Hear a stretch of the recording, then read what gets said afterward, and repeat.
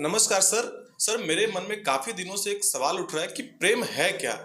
तो इस पे मुझे कुछ समझ नहीं आ रहा, इसलिए कृपया मुझे इस पे मार्गदर्शन दें कि प्रेम है क्या। देखिए, यह एक बहुत ही विस्तृत टॉपिक है और समझ इसलिए नहीं आ रहा कि इस पे बहुत ज़्यादा बातें हुई है। तो मैं यहाँ पर कोई किताबी ज्ञान नहीं दूंगा, मैं अपने व्यवहारिक पहलू को यहाँ रखूंगा और उम्मीद है कि इस बार आप निराश नहीं लौटेंगे।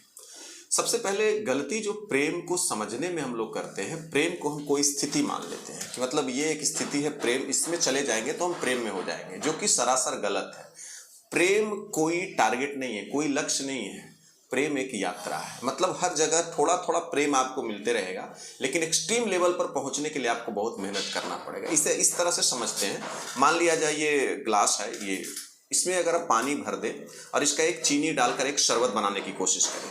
अब बहुत छोटा अमाउंट में आप अगर इसमें चीनी डाल दें तो भी मिठास होगा, लेकिन आपको महसूस नहीं होगा। जैसे जैसे चीनी की मात्रा आप बढ़ाते जाएंगे, एक सर्टन लेवल पे जाकर आपको ये मीठा लगेगा और मजा आएगा। फिर आप इसे बढ़ाते जाएंगे तो ज़्यादा मिठास हो जाएगा, फिर आप उसको पीने में सक्षम नहीं रहेंगे। कुछ इसी तरह से प्रेम का होता है, यह इमोशंस का एक मिश्रण है। जैसे मनोवैज्ञानिक कहते हैं कि 6 तरह के बेसिक इमोशंस होते हैं पूरी दुनिया में, मतलब जिसको मिला मिलाकर अलग तरह की इमोशंस, भावनाएं बनते हैं। वो 6 है, खुशी हो गई, उदासी हो गई, घृणा हो गया, है ना, आश्चर्य हो गया, ये डर हो गया और गुस्सा हो गया।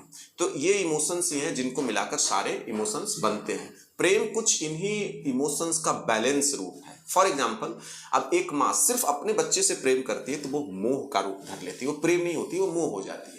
अगर वो सारे बच्चों से प्यार है, वो ममता का रूप हो जाती है। लेकिन उसी में अगर वो तर्क लगा देती है कि नहीं, ये बच्चे के लिए सही सिर्फ नहीं है, समाज के लिए भी सही है, और बच्चे की चाहत नहीं बल्कि बच्चे के भविष्य के लिए भी सही है, तो मोह और ममता के साथ जब तर्क आ जाते हैं तो प्रेम का उत्कृष्ट रूप होता है। जैसे मीरा को सामाजिक प्रेम था, लेकिन आध्यात्मिक प्रेम के लिए उन्होंने एक लेवल को बढ़ाया। तो प्रेम कहीं ऐसी नहीं है कि रखा हुआ एक लेवल है जिसको अचीव करेंगे। कमोबेश हर जगह प्रेम है, बस उसके उत्कृष्ट लेवल को पाना होता है। ये आपको ध्यान रखना होता है। कंफ्यूजन इसी में होता है कि लोग इसे एक स्थिति समझ लेते हैं, उसको अचीव करना चाहते हैं। नहीं, आपको हर रूप में प्रेम है, लेकिन उस रूप को निखारना है, सारे इमोशंस को बैलेंस करना है और उसमें तर्क लगाना है। फिर जाकर के जो उत्कृष्ट रूप होगा वही प्रेम होगा। नहीं तो आप कभी मोह में, कभी माया में। कभी आपने गौर किया है कि किसी इंसान से अगर आप प्यार करते हैं, सो कॉल्ड प्यार जो आपका होता है, अगर वो आपको रिजेक्ट कर दे कुछ समय के बाद, आपको उस पर गुस्सा आ जाएगा।